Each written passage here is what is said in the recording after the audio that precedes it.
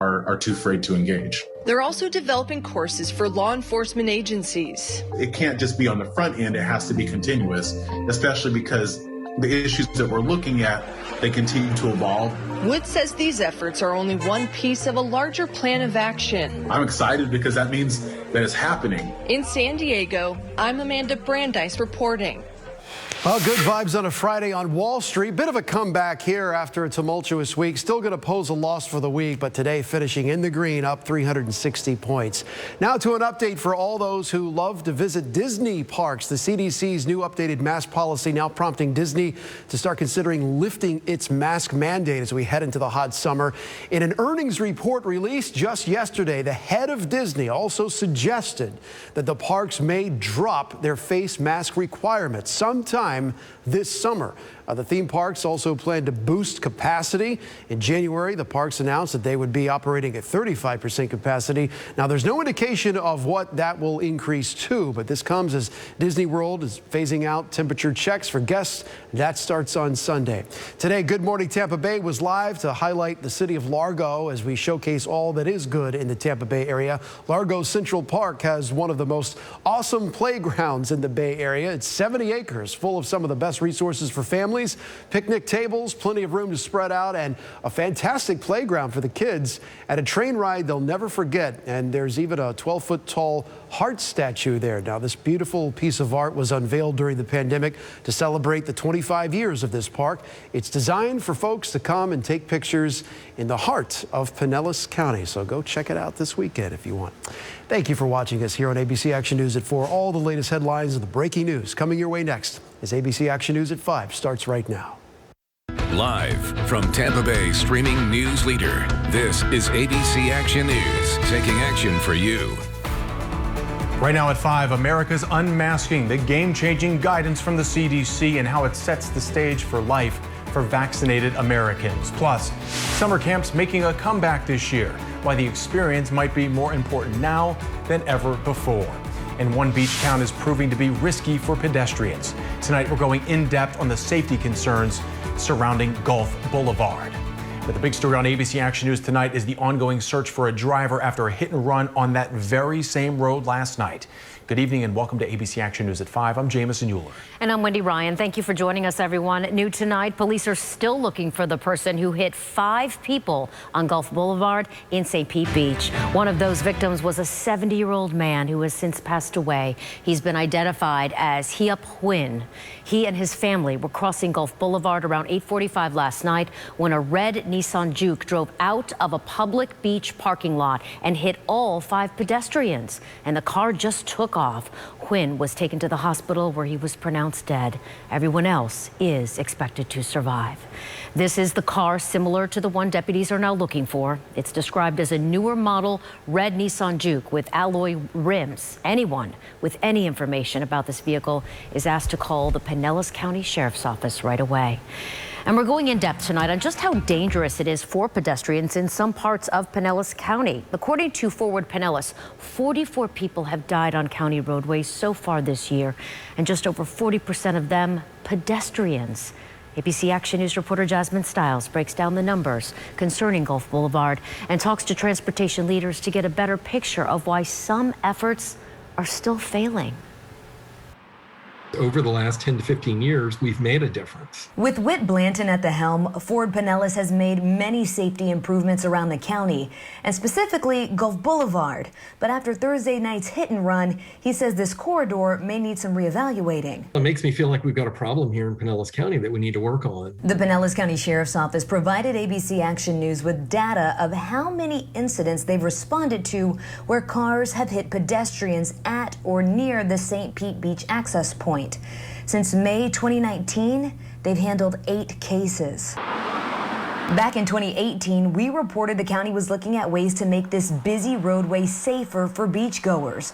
But the 8 new crosswalks leaders promised are nowhere near the accidents documented by PCSO.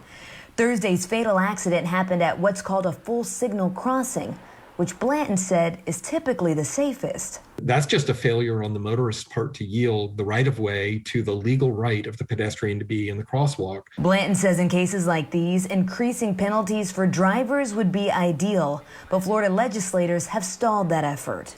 It's filed every year. It never goes anywhere. And efforts by law enforcement are helpful in the moment, but miss the mark because of who tends to be in this area. Enforcement is really meant to modify behavior over time.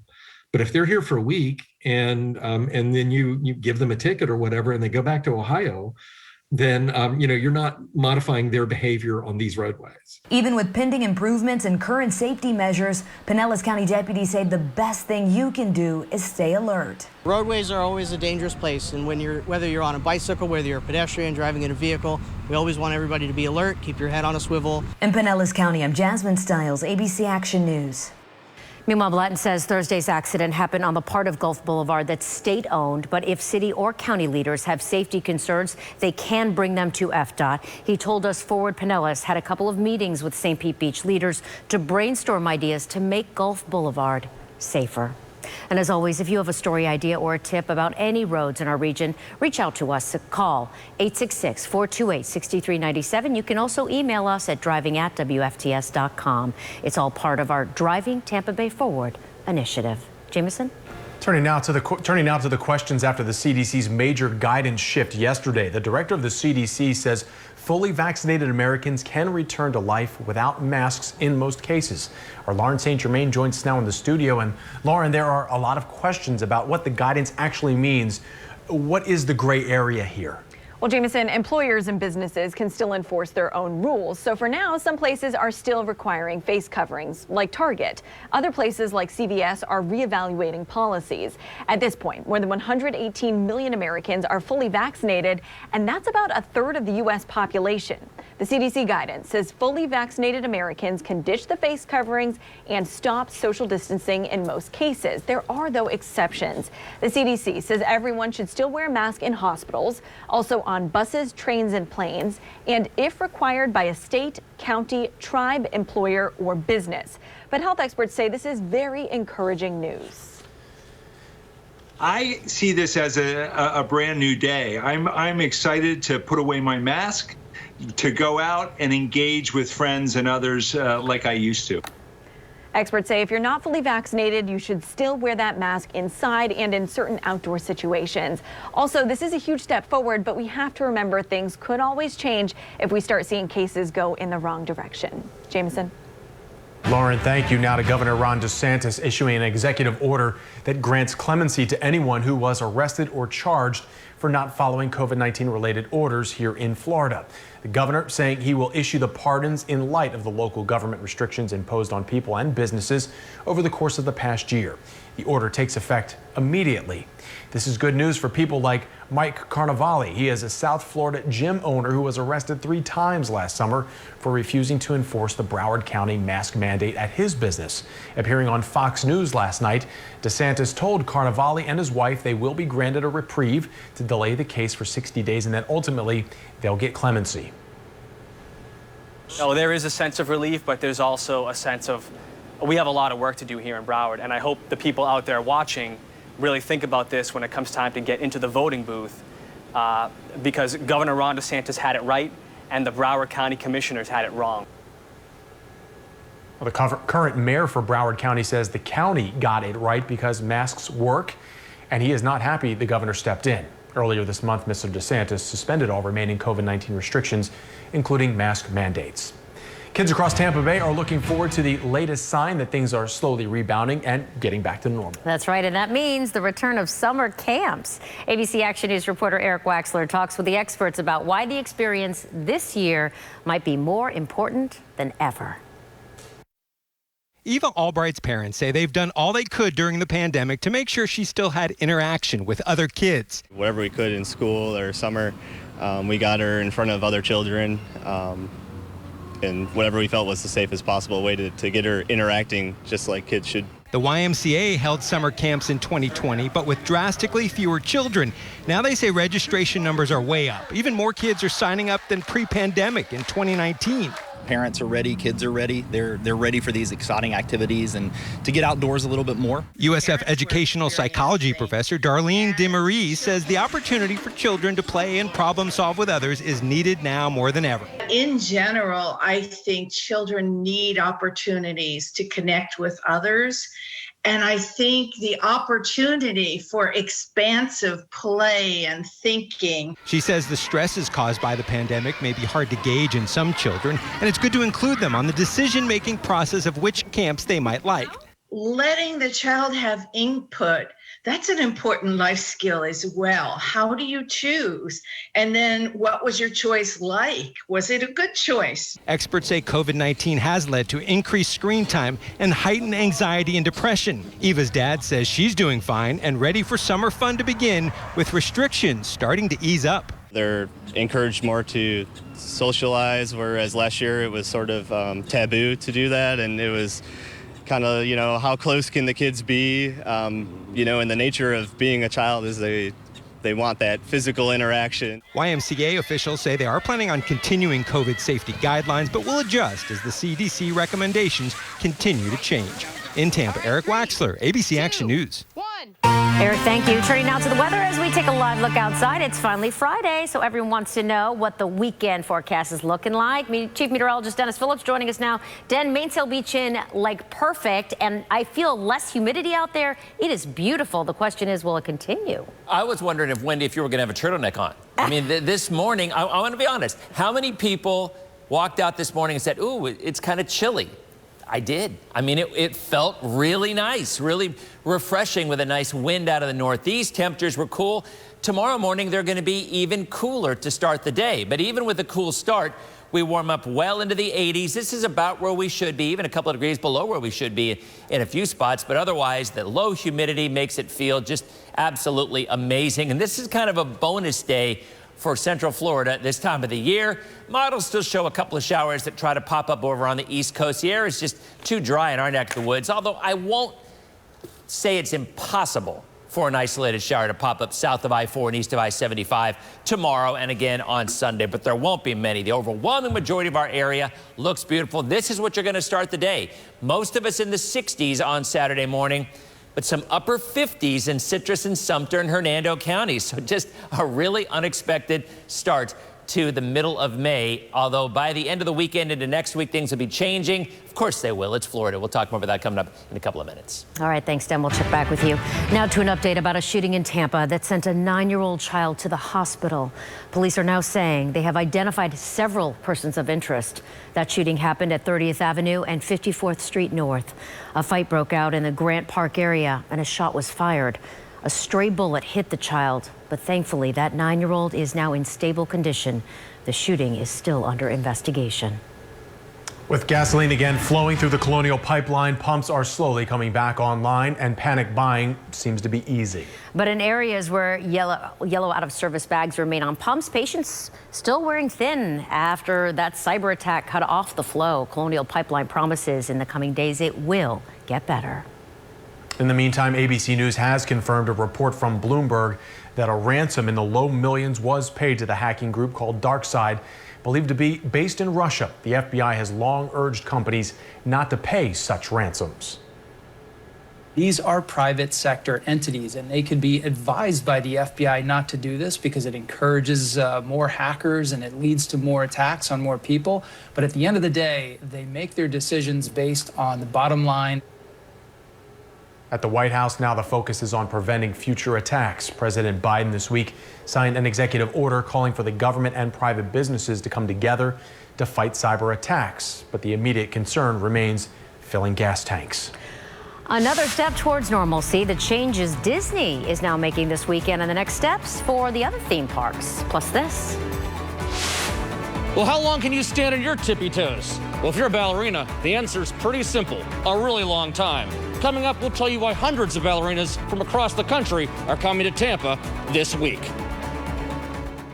It's Lakeland Chrysler Dodge Jeep Freedom Days. New Wranglers and Gladiators starting at just $239 a month. Hurry before they're gone. Over 1,000 vehicles on site. Lakeland Chrysler Dodge Jeep on I-4 or LakelandDodge.com. When you or a loved one have been injured, an experienced attorney can make a huge difference. Call 1-800-FL-LEGAL. Play for your old sports heroes jersey number. Or even your childhood home. Your numbers are waiting to win with draw games from the Florida Lottery.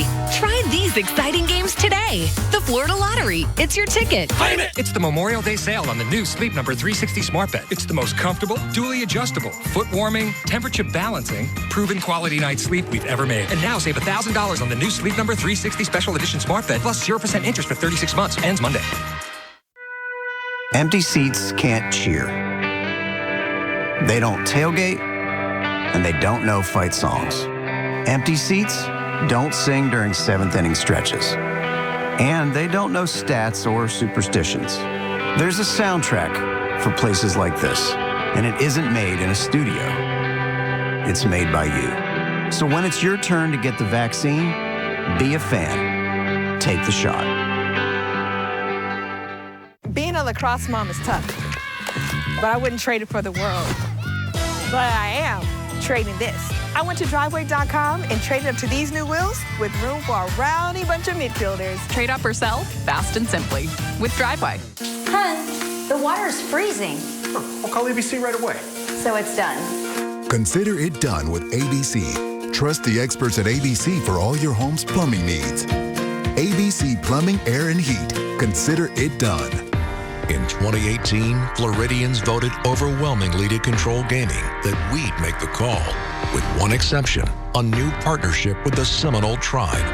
Now we can make history with a compact creating new jobs and billions more for the state, guaranteed. The Seminoles have earned something irreplaceable, our trust, which is why we chose to honor it in our Constitution.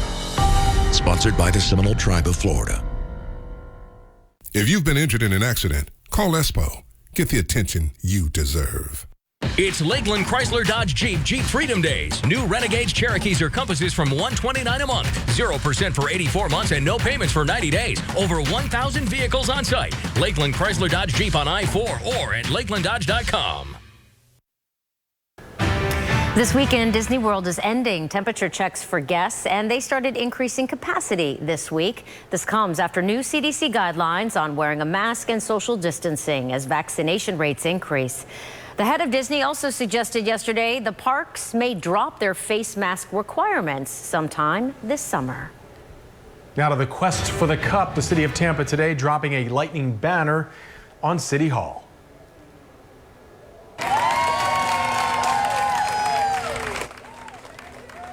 This is all in support of the Bolts in their postseason run. The Tampa Bay Lightning begin their chase for the Cup Sunday night in South Florida. Both Nikita Kucherov and Steven Stamkos are expected to play in Game 1.